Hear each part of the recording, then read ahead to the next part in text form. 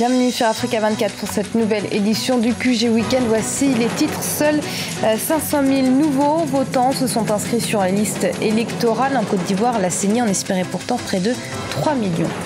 Le président américain Barack Obama attendu le 25 juillet à Nairobi. La capitale kenyane attend avec impatience celui que l'on surnomme l'enfant du pays. De nombreux travaux de rénovation ont été initiés en ce sens. Et puis, fin de la grève chez Air Madagascar, un mouvement social qui avait occasionné, nous vous le rappelons, l'annulation de 50% des vols. Mais tout d'abord, les négociations entre le pouvoir, l'opposition et la société civile se poursuivent toujours au Burundi.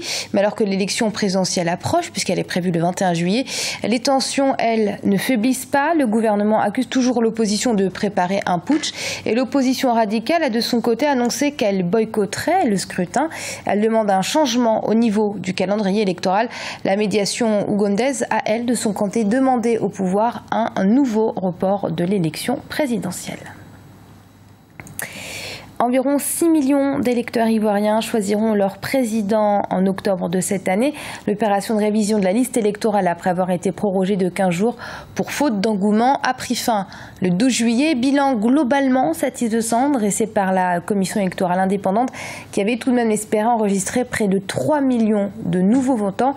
Seuls 500 000 se sont inscrits. Reportage de notre correspondant Olivier Conan. Entamé le 1er juin, l'opération de révision des listes électorales en Côte d'Ivoire s'est achevée le 12 juillet 2015 sur l'ensemble du pays. D'après les chiffres publiés par la Commission électorale indépendante, plus de 500 000 nouveaux majeurs se sont enrôlés sur toute la période. Et pourtant, jusqu'à 3 millions d'individus étaient attendus. Malgré une opération prolongée de 15 jours, les Ivoiriens ne se seraient donc apparemment pas bousculés pour s'enregistrer. Ce qui suscite une déception dans le camp de l'opposition, même si plusieurs raisons tendent à expliquer ce manque d'engouement. Nous acheminons vers une liste électorale de 6 millions, alors que l'élection passée, on était à 5 600 000, 5 700 000. Les objectifs fixés paraissaient excessifs, notamment 3 millions d'électeurs attendus. Et c'est par rapport à cela qui fait que l'on a un taux, une marge de 10-15% qui permet de dire qu'il y a eu un échec. De leur côté, les responsables de la commission électorale ont jugé le bilan de cette phase du processus globalement satisfaisant. Les données statistiques, après la période de prorogation, indiquent donc 765 965 individus enrôlés, dont 8 658 à l'étranger pour la catégorie des personnes figurant sur la liste de 2010 et 344 295, dont 9 707 à l'étranger pour la catégorie des nouvelles inscriptions.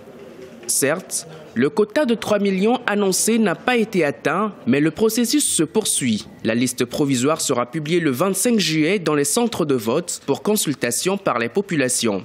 Ceci permettra d'ouvrir le contentieux de l'inscription sur la liste électorale à partir du 10 août et ce jusqu'au 28 août 2015. Il n'y aura plus de nouvelles inscriptions. Ceux qui ont été inscrits cette année et ceux qui ont fait des modifications cette année, ainsi que les inscrits de 2010 qui ont déjà voté, seront invités à aller vérifier leur préinscription, leur présence sur la liste électorale. Vous savez que la liste de 2010 était une liste sanctuarisée et consensuelle. L'élection présidentielle aura lieu le 25 octobre en Côte d'Ivoire. Pour rappel, selon le chronogramme établi par la Commission électorale indépendante, la distribution des cartes d'électeurs est prévue à partir du 17 octobre et la réception des candidatures entre le 20 juillet et le 24 août 2015.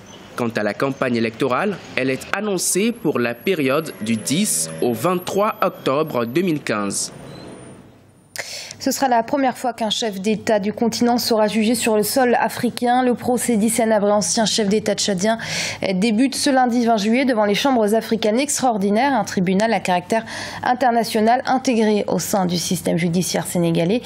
L'ancien président tchadien est accusé de crimes contre l'humanité, de crimes de guerre pendant son règne de 1982 à 1990. On écoute à ce propos Paul Nsapou, c'est le secrétaire général de la FID, la Fédération internationale des ligues des droits de l'homme. Pour nous, un événement historique pour rendre justice aux victimes. Et la FIDH, ses organisations membres du Tchad et du Sénégal et de toute l'Afrique s'est fortement mobilisée autour de cet événement et une forte délégation séjourne présentement à Dakar pour suivre ces dossiers de plus près. C'est vous dire que après 15 ans de rebondissement de ces dossiers. Et pour nous, nous pensons que la FIDH, le moment est enfin arrivé pour que ces victimes de violences, des violations graves des droits de l'homme, le moment pourrait arriver pour que justice soit faite au regard de leur soif pour la justice, de leur persévérance, de la grande attente. Ces victimes, à travers ces procès, donnent espoir à d'autres victimes africaines qui ont été ou qui sont l'objet de graves violations des droits de l'homme par des ex-seigneurs de guerre en Afrique. Nairobi au Kenya en ébullition puisque la capitale s'apprête à recevoir le président américain Barack Obama qui est perçu un peu comme l'enfant du pays. Le chef d'État sera dans son pays d'origine à partir du 25 juillet dans le cadre d'un sommet économique. Toute la ville est sur le pied de guerre pour rénover les trottoirs et rendre la ville plus verte. Les précisions d'Arwa Barkala. Nairobi, la capitale du Kenya, est à pied d'œuvre pour accueillir le président des États-Unis, Barack Obama. Le chef de l'État américain est attendu dans la capitale kenyane le 25 juillet prochain pour le sommet Global Entrepreneurship. La capitale ne lésine pas sur les moyens pour rénover ses infrastructures et ses plantations. Le rayonnement international que peut apporter la visite du dirigeant américain peut profiter à la ville, selon les autorités communales. Obama, c'est une personnalité, c'est une marque mondiale. Nous voulons donc maximiser cette image de marque qui, je pense, est une bonne chose pour Nairobi et pour les Kenyans. Obama ne repartira pas avec tous les aménagements que nous avons faits. Les caméras partiront, l'embellissement restera. Donc vous pouvez le voir, cela nous sera bénéfique. Perçu comme l'enfant du pays, né d'un père kényan, la visite du chef de l'État américain est l'occasion pour le comté de commencer des travaux dont les dépenses s'élèvent à 50 millions de shillings, soit 500 000 $. Pour les plus critiques, pas sûr que les rénovations se poursuivent après le départ du président américain. La municipalité fait fausse route parce que c'est quelqu'un qui est déjà venu ici. Sa famille paternelle vit ici, donc il sait à quoi ressemble Nairobi. Je travaille en ville, mais il y aura beaucoup de trafic. Et peut-être, je ne sais pas ce qui va arriver, nous ne serons pas autorisés à nous rendre en ville. Cela risque de m'affecter. Nous procédons à l'embellissement, nous repeignons partout, donc je pense que même pour les habitants de Nairobi, l'environnement sera propice. La dernière visite de Barack Obama au Kenya a eu lieu en 2006 lorsqu'il était encore sénateur.